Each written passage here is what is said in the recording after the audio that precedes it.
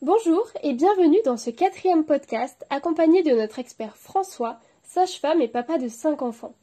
Aujourd'hui, nous allons aborder le sujet du déconfinement, un moment très attendu mais qui soulève de nombreuses questions. Voici justement la première question. Maintenant que nous sommes déconfinés, vais-je pouvoir reprendre un rythme de suivi normal avec ma sage-femme ? Si à compter du 11 mai, les sages-femmes peuvent effectivement reprendre l'ensemble de leurs activités cliniques, c'est-à-dire le suivi gynécologique, la rééducation périnéale ou tout l'ensemble des actes qu'elles sont amenées à faire, il ne s'agira pas pour autant d'un retour à la situation d'avant la pandémie. Il faut, pour que la sage-femme puisse reprendre toutes ses activités, que l'organisation du cabinet permette le respect des gestes barrières et de la distanciation sociale. C'est pourquoi toutes les sages-femmes ne reprendront pas l'ensemble de leurs activités en présentiel dès les premiers jours du confinement. D'autant plus que la pratique de la téléconsultation est toujours possible. On comprend bien que certaines activités telles que par exemple la préparation à la naissance collective en présentiel, ça semble difficilement envisageable actuellement. Pour finir, il ne faudra pas être surprise si la sage-femme vous précise lors de la prise de rendez-vous qu'il faudra venir en portant un masque et puis qu'à l'arrivée dans le cabinet, il faudra vous laver les mains. Le papa peut-il désormais venir lors des consultations et des échographies ? Alors la situation pourrait être différente d'un établissement à un autre et puis d'un praticien à un autre, mais d'une manière générale, les recommandations se sont nettement assouplies et désormais un accompagnant est possible lors des consultations indispensables et lors des échographies. Et d'ailleurs, ça va même plus loin que ça, étant donné qu'en plus de l'accouchement, où c'était déjà le cas auparavant pendant le confinement, maintenant un accompagnement est le plus souvent autorisé lors du séjour de la maman en maternité. Toutefois, il y a une limite, c'est qu'il faut être sûr que l'accompagnant n'est pas atteint par le Covid-19. C'est pour ça qu'on peut tout à fait être amené à prendre la température de la personne qui vous accompagne, euh, ce soit lors des consultations ou alors en maternité, et puis de poser un certain nombre de questions pour s'assurer qu'il ne présente pas des signes cliniques en faveur du Covid-19. Autre question sur l'accouchement maintenant. Si j'accouche en période de déconfinement, mes proches pourront-ils me rendre visite à la maternité ?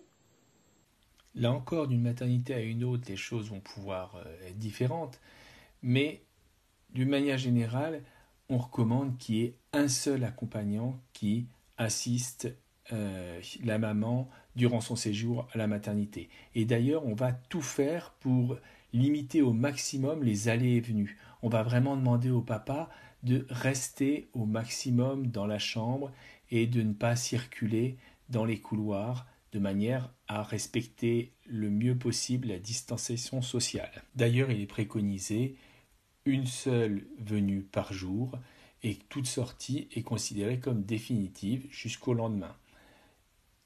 Bien sûr, l'accompagnant doit porter un masque en permanence et se laver les mains ou se frictionner avec une solution hydroalcoolique très régulièrement. Certains établissements pourront même être amenés à limiter la durée des visites. Avec le déconfinement, pourrais-je présenter mon nouveau-né à mes proches ?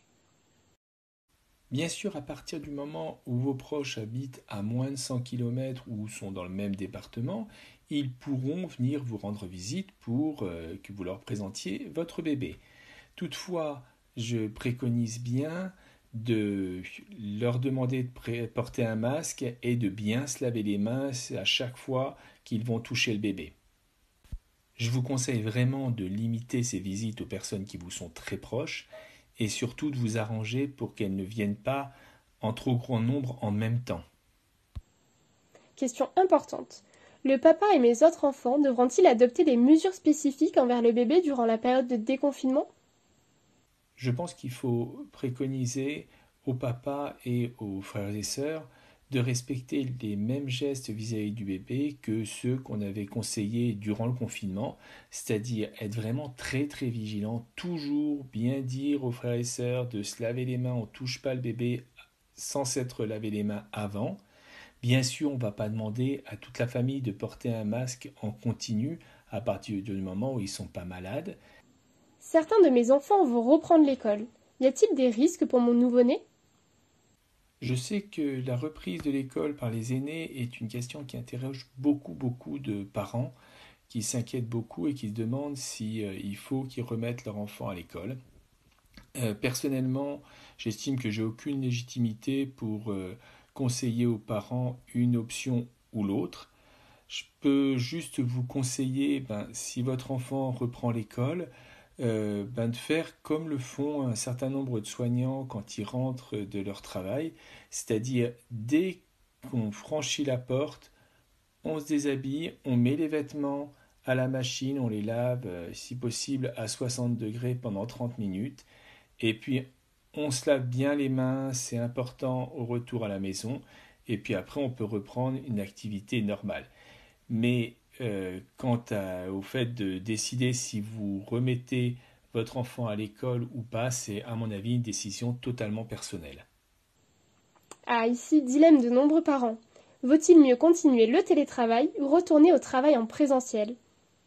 Il me semble que les recommandations du gouvernement ont été très claires à ce sujet-là, c'est-à-dire que le déconfinement doit se faire de manière très très progressive et dans la mesure du possible, si le télétravail était possible et peut être continué, il est toujours préférable de poursuivre le télétravail de manière à respecter au maximum la distanciation sociale.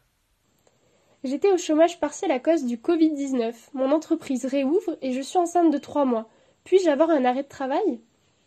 L'arrêt de travail systématique est limité aux femmes enceintes au troisième trimestre de grossesse. Donc, si vous n'êtes qu'à 3 mois, vous ne bénéficiez pas de cet arrêt systématique. Alors, vous pouvez toujours aller voir la personne qui suit votre grossesse ou votre médecin traitant pour voir si lui considère effectivement que votre reprise du travail vous met en danger par rapport à votre grossesse. Mais c'est vraiment uniquement une décision qui sera prise au cas par cas par la personne qui suit votre grossesse ou votre médecin traitant. Et enfin, la dernière question.